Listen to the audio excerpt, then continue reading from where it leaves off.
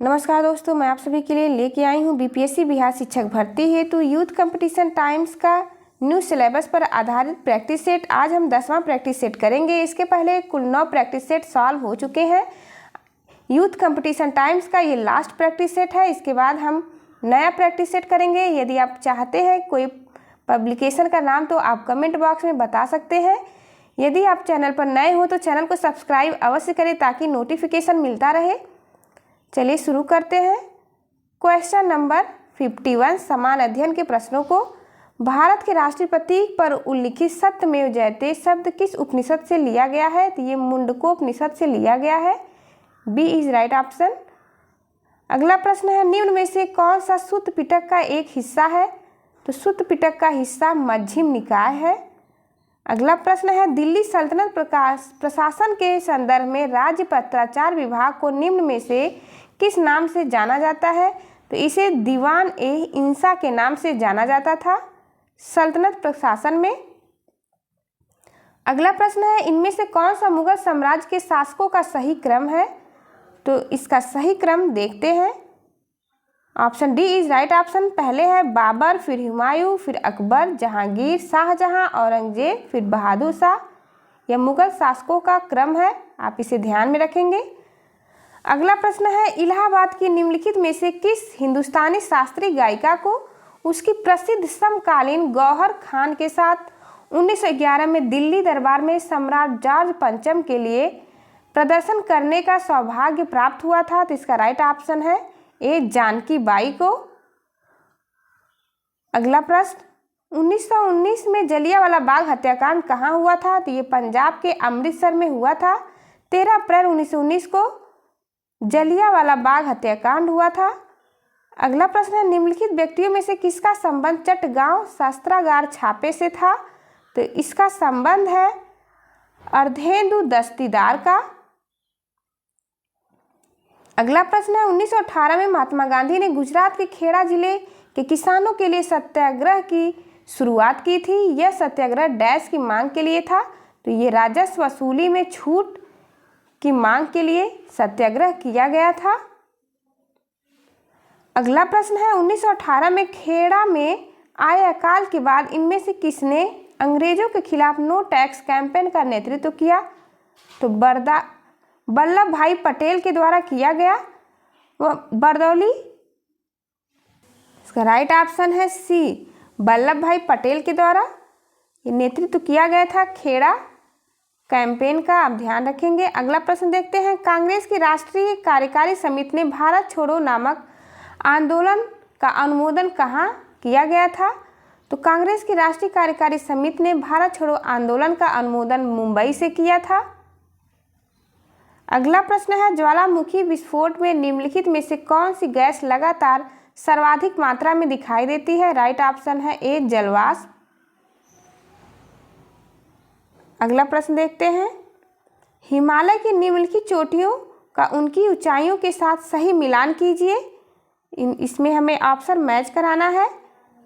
Mount Everest की सबसे ऊंचा एवरेस्ट, हिमालय की सबसे ऊंची चोटी माउंट एवरेस्ट है। इसकी ऊंचाई देखते हैं 8848, यानी पहले का बी। हम ऑप्शन में देखेंगे कि पहले का बी किसमें दिया है, तो इसलिए ये तीनों कट जा रहा है। राइट ऑप्शन है ए। अगला प्रश्न, निम्नलिखित में से कौन सी एशिया की सबसे बड़ी खारे पानी की झील है? तो एशिया की सबसे बड़ी खारे पानी की झील चिल्का झील है। अगला प्रश्न है, निम्नलिखित में से कौन सी अजैविक नहीं है? तो अजैविक नहीं है यानी जैविक पूछ रहा है, तो यह है पौधा। पौधा अजैविक नहीं है। अगला प्रश्न है, विभिन्न पर्यावरण संरक्षण संधियों, प्रोटोकॉल और उनसे संबंधित स्थानों के संदर्भ में निम्नलिखित में से कौन सी जोड़ी का सही मिलान नहीं हुआ है? हमें नहीं में आंसर देना है। इसका राइट ऑप्शन है ए। अंतर्राष्ट्रीय व्यापार में कुछ खतरनाक रसायनों और कीटनाशकों से संबंधित पूर्व सूचित सहमति पर कार्यप्रणाली सम्मेलन स्टॉकहोम सम्मेलन कहलाता है। नहीं पूछा है, इसलिए हमारा राइट ऑप्शन है ए। अगला प्रश्न है, डेटा या आंकड़ा पुस्तिका एक ऐसी स्रोत पुस्तिका है जो सभी लुप्त प्राय वनस्पतियों और पशुओं से संबंधित अभिलेख रखती है। तो ये है रेड डाटा बुक जो IUCN के द्वारा जारी किया जाता है। अगला प्रश्न है, निम्नलिखित में से किस राज्य में एक आधिकारिक रामसर स्थल लोनार झील स्थित है? लोनार झील स्थित है महाराष्ट्र में। इसे गुलाबी झील भी कहते हैं। यह एक लैगून झील है। अगला प्रश्न है, किस राज्य में मानस टाइगर रिजर्व स्थित है? तो मानस टाइगर रिजर्व स्थित है असम में। इंपॉर्टेंट क्वेश्चन है ये। अगला प्रश्न है, बुक्सा राष्ट्रीय उद्यान निम्न में से किस राज्य में स्थित है? बुक्सा स्थित है पश्चिम बंगाल में। अगला प्रश्न है, निम्नलिखित में से कौन सा भारत का संरक्षित जैवमंडल नहीं है? तो भारत का संरक्षित जैवमंडल नहीं है दाचिगम। अगला प्रश्न, यह जम्मू कश्मीर में स्थित है दाचिगम नेशनल पार्क, आप याद रखेंगे। अगला प्रश्न है, भारत की संविधान सभा की पहली बैठक की अध्यक्षता किसने की थी? तो संविधान सभा की पहली बैठक की अध्यक्षता डॉक्टर सच्चिदानंद सिन्हा के द्वारा की गई थी। यह एक अस्थायी सदस्य थे। इनके बाद डॉक्टर राजेंद्र प्रसाद को अस्थायी सदस्य नियुक्त किया गया। अगला प्रश्न है, संविधान की निम्न में से किस अनुसूची के अनुसार राज्यसभा में राज्यों और केंद्र शासित प्रदेशों की सीटों के आवंटन का प्रावधान है? तो यह है अनुसूची 4। अगला प्रश्न देखते हैं, भारत के संविधान के निम्न अनुच्छेदों में से कौन सा अनुच्छेद 6 से 14 वर्ष की आयु के सभी बच्चों की मुफ्त और अनिवार्य शिक्षा से संबंधित है? तो ये है आर्टिकल 21A में। अगला प्रश्न है, भारतीय संविधान के अनुच्छेद 57 में कहा गया है कि? तो अनुच्छेद 57 में इसका राइट आंसर है ए, एक व्यक्ति जो राष्ट्रपति के पद पर है या पहले इस पर रह चुका है, संविधान के अन्य प्रावधानों के अधीन वह इस पद पर फिर से चुनाव का पात्र होगा। ये आर्टिकल 57 में दिया गया है। अगला प्रश्न है, हमारे संविधान के अनुसार भारत क्या है? तो हमारे संविधान के अनुसार भारत एक धर्मनिरपेक्ष राष्ट्र है, यानी भारत का कोई अपना एक धर्म नहीं है। अगला प्रश्न है, भारत के पहले उपराष्ट्रपति कौन थे? तो भारत के पहले उपराष्ट्रपति S राधाकृष्णन थे। अगला प्रश्न है, लोकसभा की बैठक आयोजित करने के लिए न्यूनतम कितनी संख्या में सदस्य उपस्थित होने चाहिए? तो इसका राइट आंसर है कुल सदस्यता का 10वां भाग। B is right answer. अगला प्रश्न है, निम्नलिखित में से कौन सा विकल्प गलत है? तो इसमें से चारों विकल्प में से हमें एक गलत विकल्प बताना है। राइट ऑप्शन है डी, 30 वर्ष की आयु का व्यक्ति राज्यपाल बन सकता है। जैसा कि हम जानते हैं कि राष्ट्रपति और राज्यपाल की न्यूनतम आयु 35 वर्ष होनी चाहिए। अगला प्रश्न है, उच्च न्यायालयों और उनकी सीटों के संदर्भ में निम्नलिखित में से कौन सा युग्म सही ढंग से सुमेलित नहीं है? तो इसका राइट ऑप्शन है बी, उत्तराखंड सुमेलित है बताना है। तो इसका राइट ऑप्शन है उत्तराखंड नैनीताल, ये बिल्कुल सही है। गुजरात का बात करें तो गुजरात का अहमदाबाद में है, उड़ीसा का कटक में है, मध्य प्रदेश का जबलपुर में है। अगला प्रश्न, भारतीय संविधान का अनुच्छेद 51A निम्न में से किससे संबंधित है? आर्टिकल 51A संबंधित है मूल कर्तव्य से। अगला प्रश्न है, भौतिक मात्रा चुंबकीय प्रवाह की इकाई क्या है? तो चुंबकीय प्रवाह की इकाई है वेबर। अगला प्रश्न है, सापेक्षिक आर्द्रता को किसकी सहायता से मापा जाता है? सापेक्षिक आर्द्रता को मापा जाता है हाइग्रोमीटर से। अगला प्रश्न, रॉकेट प्रणोदन प्रौद्योगिकी निम्नलिखित में से किस वैज्ञानिक सिद्धांत पर काम करती है? तो इसका राइट ऑप्शन है बी, न्यूटन के गति के नियम के आधार पर कार्य करती है। अगला प्रश्न है, किस कारण से वायु के बुलबुले तरल पदार्थ में उठते हैं? तो वायु के बुलबुले तरल पदार्थ में उठते हैं श्यानता और उत्प्लावन के कारण। अगला प्रश्न है, निम्न में से कौन सा आवृत्ति के बढ़ते क्रम में व्यवस्थित विद्युत चुम्बकीय विकिरणों का सही क्रम है? तो इसका सही क्रम है सी, दीर्घ रेडियो तरंगे, फिर है सूक्ष्म तरंगे, फिर है दृश्य प्रकाश और लास्ट में है एक्सरे। अगला प्रश्न है, इलेक्ट्रॉन की खोज किसने की थी? तो इलेक्ट्रॉन की खोज की गई थी जे थॉमसन के द्वारा। अगला प्रश्न है, जब लोहे में जंग लग जाता है तो उसका वजन, लोहे में जंग लगने के कारण उसका वजन बढ़ जाता है। अगला प्रश्न, निम्नलिखित में से किस अम्ल का उपयोग पूर्तिरोधी एंटीसेप्टिक के रूप में होता है? तो एंटीसेप्टिक के रूप में बोरिक एसिड का प्रयोग किया जाता है। ए इज राइट ऑप्शन। अगला प्रश्न है, निम्नलिखित में से कौन से आयन जल की कठोरता के लिए जिम्मेदार हैं? तो जल की कठोरता के लिए जिम्मेदार आयन है कैल्शियम और मैग्नीशियम के आयन। अगला प्रश्न है, पीवीसी का पूर्ण रूप क्या है? तो पीवीसी का पूर्ण रूप है पॉलीविनाइल क्लोराइड। अगला प्रश्न है, कीड़ों के अध्ययन को क्या कहा जाता है? तो कीड़ों के अध्ययन को एंटोमोलॉजी कहते हैं। क्लोरोफिल में क्या होता है? क्लोरोफिल में होता है मैग्नीशियम। यह एक तत्व है जो कि क्लोरोफिल में पाया जाता है। डीएनए का पूर्ण रूप क्या है?